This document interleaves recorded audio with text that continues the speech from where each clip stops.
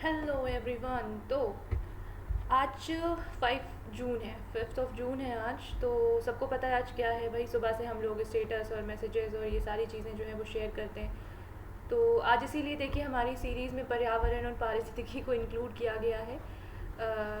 ऐसा नहीं है कि सिर्फ किसी एक दिन की ज़रूरत पड़ती है हमें किसी चीज़ के प्रति जागरूक होने के लिए, लेकिन हाँ, ये एक वो दिन होता है जो हमें याद दिलाता है कि भाई हमारी अपनी कुछ जिम्मेदारियां हैं और उसके प्रति, ये उस पर्यावरण की प्रति हमारी जिम्मेदारी है जो हमको संभाले हुए है, जिसकी वजह से हम जो है अपना जीवन इस तरह से जी पा रहे हैं। और अभी जो जितनी भी प्रॉब्लम्स हो रही हैं, जितनी भी प्रॉब्लम्स, ठीक है, आपको खुद को फील होता होगा, आपकी सांस में प्रॉब्लम, आपके लंग्स में प्रॉब्लम, आपके दिल कमज़ोर हो रहे हैं, आंखें जा रही हैं, सब क्या है? तो इन्वायरमेंट से छेड़छाड़ करने का नतीजा है और वो झेल रहे हैं हम। तो खैर, बात करते हैं आज का। और आज के इन्वायरमेंट की थीम जो है वो आप में से सबको पता होगी। तो मुझे ज़रा कमेंट करके बताएं आप सब कि आज के इन्वायरमेंट की थीम क्या है, यानी कि 5 जून 2021 की थीम क्या है। तो चलिए आज का पहला क्वेश्चन देखते हैं। बड़ा ही इंटरेस्टिंग है। एगमार्क एक्ट भारत में कब लागू हुआ? पहले तो ये पता होना चाहिए आप लोगों को कि एगमार्क एक्ट जो है वो एग्जैक्टली है क्या, किन प्रोडक्ट्स के लिए दिया जाता है, क्यों दिया जाता है, क्या वैल्यू है इसकी। तो पहले आंसर देखते हैं इसका। 1937 में, 52 में, 57 में या 65 में? तो जो सही आंसर है वो 1937, 1937 में जो है ये एक्ट लागू किया गया था। और उसके बाद इन्होंने जो है कुछ सर्टिफाइड प्रोडक्ट्स पे इसको जो है, आप देखते हैं एगमार्क का जो लोगो होता है वो ग्रीन कलर का आप देखते हैं, ठीक है। ये भी अक्सर पूछा गया है कि वो लोगो किस कलर का होता है। तो बीच में सर्कल होता है एंड उसके बाहर ऐसे कुछ ऐसा बना होता है, मुझे बहुत एग्जैक्टली नहीं याद है, लेकिन हाँ, पैकेट के पीछे जब आप किसी भी उसके पीछे देखेंगे तो उन पे होता है। बात करते हैं किन प्रोडक्ट्स पे होता है। जो एग्रीकल्चरल प्रोडक्ट्स होते हैं उन पे ये एगमार्क एक्ट जो है ये होता है।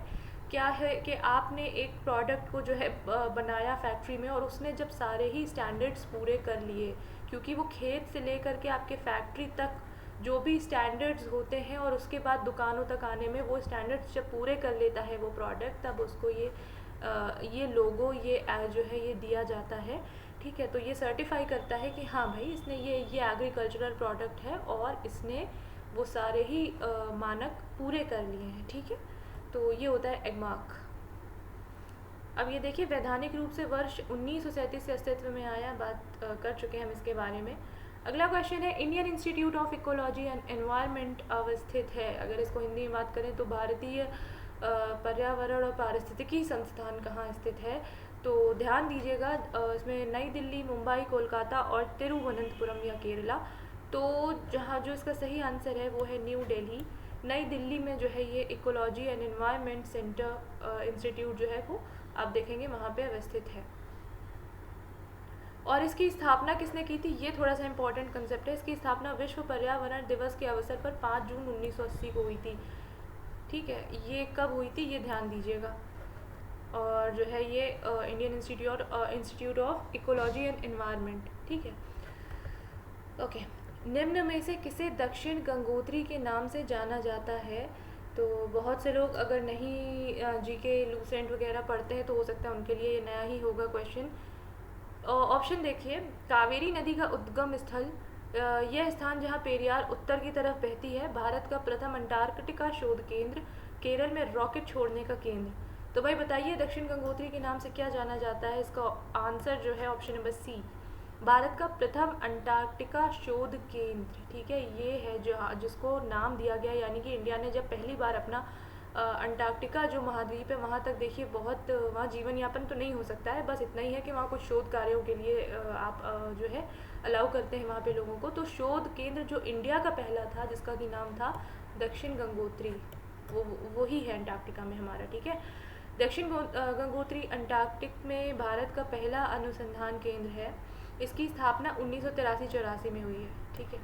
भारत ने अपने दूसरे अनुसंधान केंद्र मैत्री, अब देखिए अब तक टोटल 3 अनुसंधान केंद्र जो है भारत वहाँ पे स्थापित कर चुका है।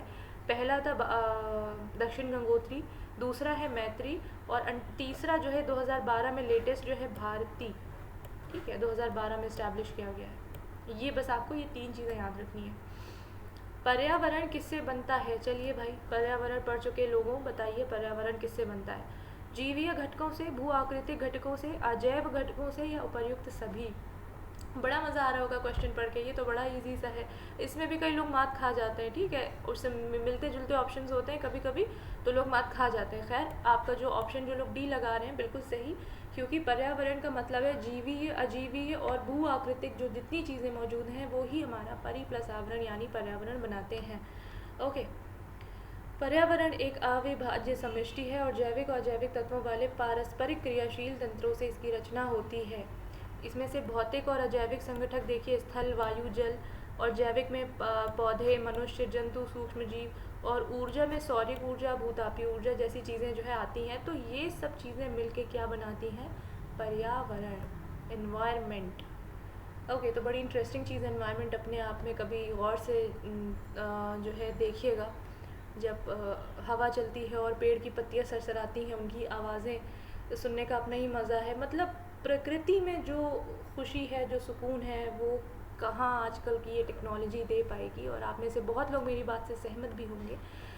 तो पांचवा क्वेश्चन है, सौर विकिरण की सबसे महत्वपूर्ण भूमिका है।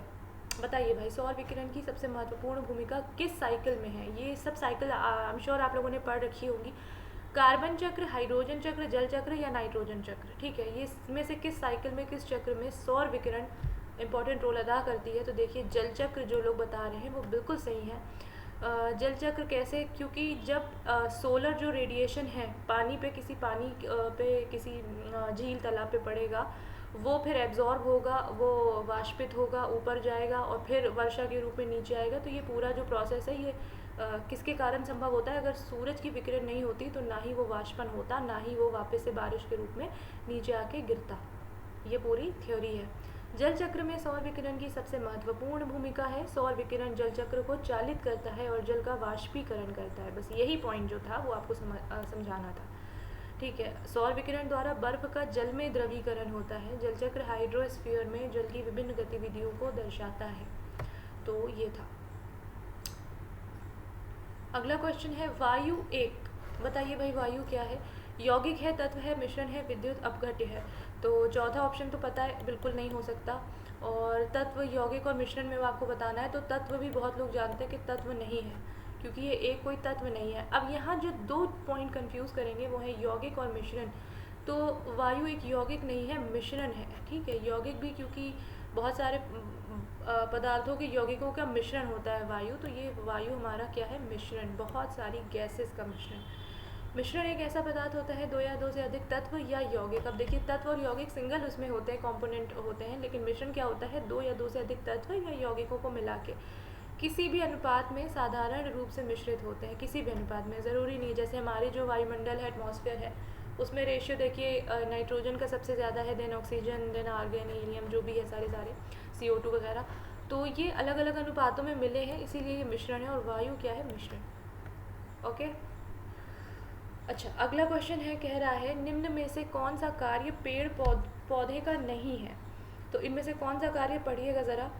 CO2 का अवशोषण, शोर का अवशोषण, वायु का प्रदूषण और ऑक्सीजन की विमुक्ति।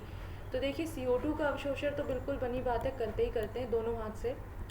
शोर का अवशोषण बिल्कुल ये भी करते हैं। वायु का प्रदूषण कैसे करेंगे भाई? ये तो वायु के प्रदूषण को समाप्त करने के लिए होते हैं। और ऑक्सीजन की विमुक्ति करते हैं, ठीक है। तो वायु का प्रदूषण जो है ये ऑप्शन आपका सही हो जाएगा, यहाँ से निकल जाएगा। अब देखिए, शोर का अवशोषण कैसे है? यहाँ पे ग्रीन मफलर वाला कंसेप्ट आपको पता होगा। ग्रीन मफलर क्या होते हैं? जब आप रोड साइड पे ट्रैवल करते हैं, आपने देखा होगा डिवाइडर पे जो है पेड़ पौधे उगाए जाते हैं, ठीक है। एक तो उसका एक कारण होता है कि उससे थोड़ा सा सीन अच्छा आता है, व्यू अच्छा आता है उसके लिहाज से। लेकिन एक जो सबसे बड़ा कारण होता है कि जितने ज़्यादा रोड के साइड पे, जो साइड में जो पेड़ होते हैं और डिवाइडर पे जो पेड़ होते हैं, वो सबसे ज़्यादा क्या होते हैं? वो जो गाड़ियों की जो ध्वनि होती है, जो प्रदूषण होता है, शोर का, ध्वनि प्रदूषण, वो एब्जॉर्ब करने के काम आते हैं वो। इसीलिए उनको क्या कहते हैं? Green muffler. अक्सर एग्जाम में पूछा गया है ग्रीन मफलर का संबंध किससे है? तो ध्वनि प्रदूषण से है, ध्यान दीजिएगा। पेड़ पौधे CO2 का अवशोषण कर ऑक्सीजन की विमुक्ति करते हैं। विभिन्न क्षेत्रों में सड़कों के किनारे हरे वृक्षों की कतारें खड़ी करके ध्वनि प्रदूषण से, अब देखिए वही बात इन्होंने कर दी है एक्सप्लेनेशन में, मैं आपको समझा चुकी हूँ, ठीक है।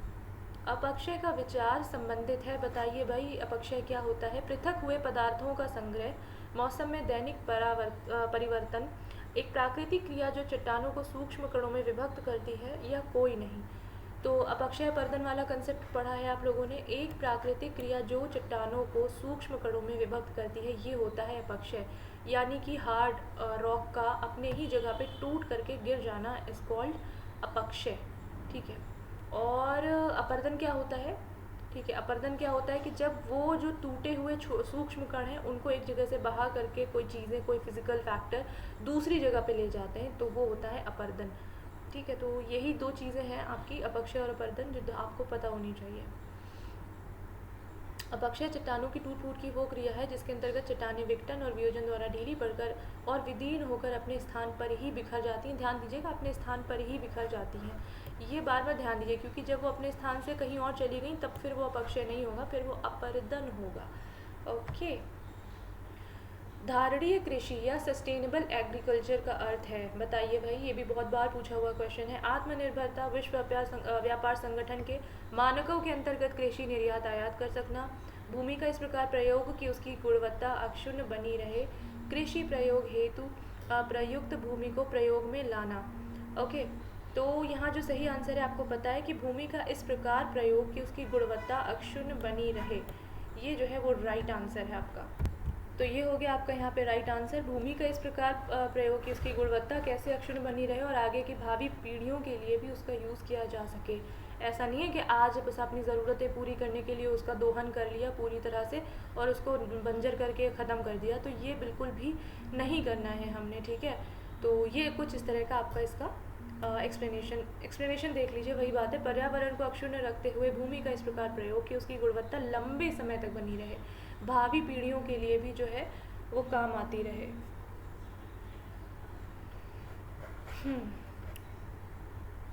पृथ्वी शिखर सम्मेलन का आयोजन किया गया था।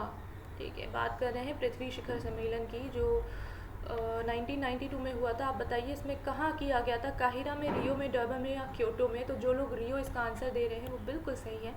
रियो डी जेनेरियो जो ब्राज़ील में है, वहाँ सबसे पहली बार पृथ्वी शिखर सम्मेलन का आयोजन किया गया था। साल था 1992। ठीक है, और किसने, यूएन ने जो है पर्यावरण और सतत विकास पर पहला पृथ्वी शिखर सम्मेलन 1992 में रियो डी जेनेरियो ब्राज़ील में आयोजित किया। यह अंतर्राष्ट्रीय स्तर पर पर्यावरण संरक्षण और विकास की दिशा में महत्वपूर्ण प्रयास था। इस तरह से लगातार अलग अलग नाम से अलग अलग उससे कन्वेंशन होते रहे हैं। ठीक है, वो सबका सब हमें पढ़ना ही है। अगला क्वेश्चन है, राष्ट्रीय पर्यावरण अभियांत्रिकी शोध संस्थान या नीरी कब और कहाँ स्थापित किया गया? मोस्ट इंपॉर्टेंट क्वेश्चन, नीरी को लेके बार बार क्वेश्चंस आते हैं। तो भाई 1970 धनबाद, 1958 नागपुर, 1956 नई दिल्ली, 1960 चेन्नई। तो नागपुर बहुत से लोगों को पता है, हो सकता है सन ना पता हो, तो देखिए आपने 1958 नागपुर में जो है इसको टिक करना है, क्योंकि नागपुर में इसका मुख्यालय है और 1958 इसकी स्थापना वर्ष है। देखते हैं, राष्ट्रीय पर्यावरण अभियांत्रिकी शोध संस्थान नीरी का फुल फॉर्म देख लीजिए भाई, national environmental engineering research institute. ठीक है, इन्वायरमेंटल इंजीनियरिंग रिसर्च इंस्टीट्यूट की स्थापना वर्ष 1958 में नागपुर में की गई और वर्तमान में इसके निदेशक, आगे ब्लैंक, आप खुद से ब्लैंक जो है इसको फिल कर लीजिएगा, शायद टाइप नहीं हो पाया है। ओके, चेक कर लीजिएगा, इसमें अभी बदले गए हैं तो कौन है इसमें निदेशक, हालांकि निदेशक वगैरह पूछता नहीं है। विश्व मौसम विज्ञान संगठन का मुख्यालय स्थित है।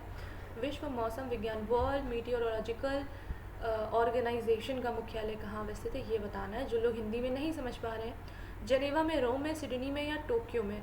तो देखिए ज़्यादातर मतलब ये कोई थ्योरी नहीं है, लेकिन हाँ ज़्यादातर जो है ये ऑर्गेनाइजेशन वो स्विट्ज़रलैंड जेनेवा में ही उनके हेडक्वार्टर्स आप देखेंगे जब पढ़ेंगे तो ज़्यादातर वहीं पे रहते हैं। तो लेकिन ये जो है ये कंसेप्ट हर क्वेश्चन में नहीं लगाना है, क्योंकि गलती हो जाएगी इसमें बहुत बड़ी, तो पढ़ ही लीजिए, ज़्यादा अच्छा है। तो जेनेवा में विश्व मौसम विज्ञान संगठन का मुख्यालय है। संयुक्त राष्ट्र की एक विशेषज्ञ एजेंसी है ये, WMO, और ये पृथ्वी के वायुमंडल की दशा और व्यवहार का अध्ययन करती है, जिसका मुख्यालय जेनेवा स्विट्ज़रलैंड में है। ठीक है, ये है आपका। EPA का पूर्ण रूप है, बताएं EPA का पूर्ण रूप क्या है? तो पूरे ऑप्शंस नहीं पढ़ती हूँ मैं, आपको बताती हूँ। एनवायरमेंटल प्रोटेक्शन एजेंसी जो है इसका पूर्ण रूप है। तो देखिए इसमें protection agency C, option number C में प्रोटेक्शन एजेंसी है। तो पॉल्यूशन नहीं है, प्रोहिबिशन नहीं है, प्रोटेक्शन एजेंसी से रिलेटेड है EPA। देखते हैं ईपीए संयुक्त राष्ट्र अमेरिका की संघीय एजेंसी है, तो ये ध्यान दीजिएगा, ये अपना भारतीय वो नहीं है। क्या कहाँ का है ये एजेंसी? संयुक्त राष्ट्र अमेरिका की। ये हमारे ऐप सीपी स्मार्ट क्लासेस पे चल रहे कुछ इम्पॉर्टेंट कोर्सेज़ हैं जिनके बारे में मैं आपको बताती रहती हूँ, और इनकी ये डिस्क्रिप्शन जो है इनका दिया हुआ है, आप देख पा रहे हैं स्क्रीन पे। इसके अलावा आप कुछ भी इनसे रिगार्डिंग इनके रिगार्डिंग कुछ भी जानकारी चाहते हैं तो इस नंबर पे, दिए गए नंबर पे आप कॉल कर सकते हैं, ठीक है, फॉर एक्स्ट्रा इन्फॉर्मेशन। पर्यावरण सुरक्षा अधिनियम या ईपीए को अन्य किस नाम से जाना जाता है? ठीक है, ये ईपीए जो है पर्यावरण, ईपीए इन्वायरमेंटल प्रोटेक्शन एक्ट, यहाँ पे ये बदल गया। अब वहाँ पे ईपीए का मतलब कुछ और था। तो देखिए, डिपेंड करता है, आपसे कभी इतना भयानक मजाक नहीं करेगा आयोग कि एक ही ईपीए के जो है दोनों आपको वो दे दिए जाएँ। वहाँ उसका रेफरेंस ज़रूर दिया जाएगा कि ये किस ईपीए की बात हो रही है, ठीक है, रेफरेंस ज़रूर दिया होगा, बड़बड़ाइएगा नहीं। तो यहाँ जो ईपीए अधिनियम की बात हो रही है, अन्य किस नाम से जाना जाता है, तो छाता विधान, छड़ी मुबारक, पर्यावरण विधान या इको संरक्षण नियम। बहुत सारे लोगों के लिए ये नया क्वेश्चन होगा, बता दूं, छाता विधान जो है उस नाम से जाना जाता है पर्यावरण सुरक्षा अधिनियम को। भारत में पर्यावरण संरक्षण अधिनियम 1986 को आया, ये भी मोस्ट इम्पॉर्टेंट जो है, ये आपको याद रखना चाहिए। और इसे अम्ब्रेला लेजिस्लेशन के रूप में भी जाना जाता है। 1972 में स्टॉकहोम में आयोजित संयुक्त राष्ट्र के प्रथम मानव पर्यावरण सम्मेलन के निर्णयों को कार्यान्वित करने के उद्देश्य से भारत सरकार ने पर्यावरण संरक्षण अधिनियम पारित किया था। मतलब बेसिकली ये 1972 में स्टॉकहोम में कोई बात हुई, इंडिया इसमें इंडिया ने पार्टिसिपेट किया, ठीक है, तो फिर वहाँ जो कुछ निर्णय वगैरह लिए गए उनको ही पूरा करने के लिए इंडिया भारत सरकार ने बोला कि ठीक है भाई, हम भी अपना एक अधिनियम लेके आएंगे, हम भी वो निर्णय वगैरह वो जो है फॉलो करेंगे। तो 1986 में उन्होंने अपना ये अधिनियम लेके आए। अब बात करते हैं नेशनल ग्रीन ट्रिब्यूनल, भारत सरकार द्वारा स्थापित किया गया था। तो एनजीटी, नेशनल ग्रीन ट्रिब्यूनल, जहाँ पे आपके ये वाले मामले जाते हैं, जितने भी ये पर्यावरण से रिलेटेड वाद विवाद होते हैं, जिनका निपटारा करता है, तो एनजीटी स्थापित किया गया था सन 2010 में, ठीक है। नेशनल ग्रीन ट्रिब्यूनल की स्थापना भारत सरकार द्वारा 18 अक्टूबर 2010 या 2010 को नेशनल ग्रीन ट्रिब्यूनल एक्ट 2010 के अधीन की गई। इसके द्वारा पर्यावरण संरक्षण, वन और अन्य प्राकृतिक संसाधनों से संबंधित मामलों का निपटारा किया जाता है। ओके, तो ये होता है आपका ग्रीन वॉश इंगित करता है। मोस्ट इम्पॉर्टेंट क्वेश्चन है, यहाँ पे बना लीजिएगा, स्टार बना लीजिएगा, most important question. Green wash इंगित करता है झूम कृषि की प्रोन्नति, तो बिल्कुल नहीं, झूम कृषि को कोई कैसे प्रोन्नत कर सकता है, मतलब अपने आप में बहुत अच्छी नहीं है झूम कृषि। नदी जल का शुद्धिकरण, हरियाली हटाना, पर्यावरण संरक्षण का झूठा वादा करना। तो ग्रीन वॉश जो शब्द है वो दिया गया है पर्यावरण संरक्षण का झूठा वादा करने वाली संस्थाओं को, उनको उस टर्म को, जब ये कोई संस्था ये झूठे वादे करती है पर्यावरण संरक्षण को लेके, ब्रेन वॉश टाइप का करती है, तो यहाँ ग्रीन वॉश करती है। वो क्या करती है? Green wash. ये है आपका ग्रीन वॉश।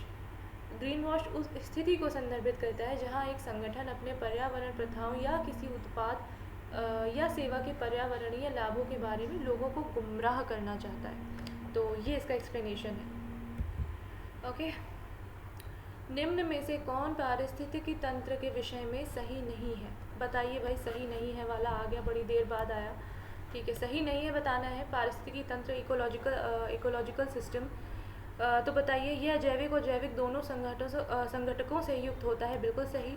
इसकी अपनी स्वयं की उत्पादकता होती है, बिल्कुल सही। यह एक बंद तंत्र होता है, यह प्राकृतिक संसाधन तंत्र होता है।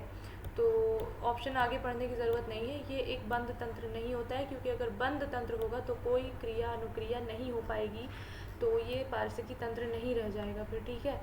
देखते हैं कैसे। पारिस्थितिकी तंत्र एक खुला तंत्र होता है। भाई खुला तंत्र नहीं होगा तो मतलब कैसे, आप कैसे सोच रहे हैं, कैसे वो एक्शन रिएक्शन हो जाएगा, जो मनुष्य जो है अन्य जीवों के प्रति, जीव जो है वो अन्य मनुष्यों के प्रति जो क्रियाएं करते हैं वो कैसे हो जाएंगे?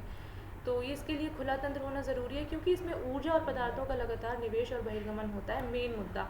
भाई जो एनर्जी आ रही है उसका आना ज़रूरी है, लाइक सन से जो एनर्जी आ रही है, और जो एनर्जी हम निकाल रहे हैं उसका वापस वायुमंडल में चले जाना।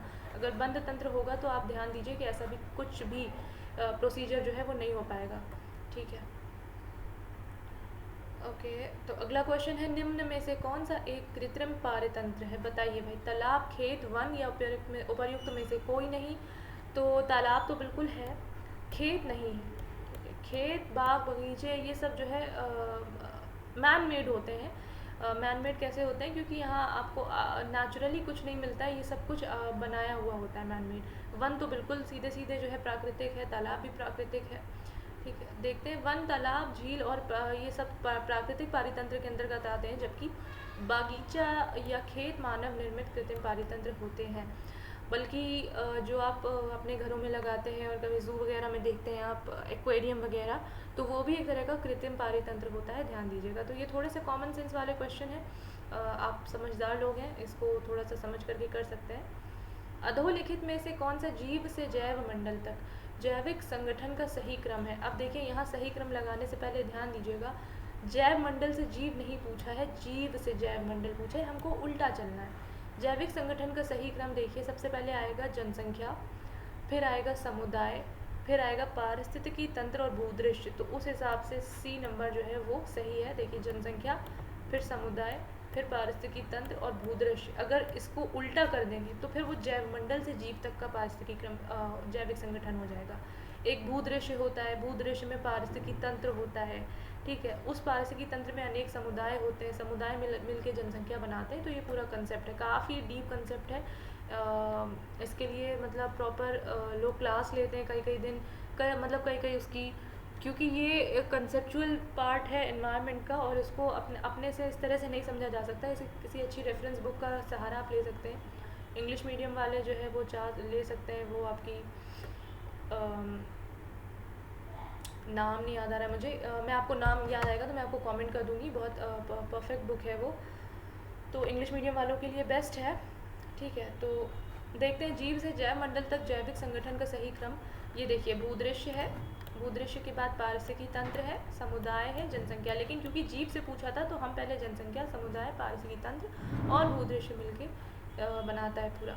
ठीक है, और यही पूरा इसका एक्सप्लेनेशन लिखा है, चाहे तो आप इसको पढ़ सकते हैं। आखिरी क्वेश्चन जो है वो, किसी निश्चित क्षेत्र में प्राणियों की संख्या की सीमा जिसे पर्यावरण समर्थन कर सकता है कहलाती है। मतलब बेसिकली पूछना चाह रहा है, जिसे पर्यावरण समर्थन, क्या मतलब वहन कर सकता है, इसको झेल सकता है एक तरह से, वो कहलाती है जनसंख्या, वहन क्षमता, संख्या या जैव द्रव्यमान का पिरामिड, या कोई नहीं। तो देखिए, जिसको उतनी जनसंख्या, प्राणियों की संख्या जिसको पर्यावरण झेल सके, वो होती है उसकी वहन क्षमता। ठीक है, वहन क्षमता होती है। ये किसी भौगोलिक क्षेत्र के पारितंत्र में किसी जीवधारी प्रजाति की उस अधिकतम जनसंख्या के रूप में परिभाषित की जाती है जिसे उस पारितंत्र के संसाधन पोषण प्रदान कर सकते हैं। राइट, तो ये जो है आपका पूरा आज का लेक्चर था, सीरीज़ थी। उम्मीद करती हूँ कि आप लोगों ने इसे समझा होगा बहुत अच्छी तरह से और इन्जॉय भी किया होगा। तो इसके साथ ही हम लोग अब अगले सेशन में मिलते हैं। तब तक के लिए आप लोग जो भी डाउट्स हैं अपने वो कमेंट बॉक्स में दे सकते हैं। चलिए फिर आज के लिए बहुत बहुत थैंक यू, मिलते हैं अगली स्लाइड पे।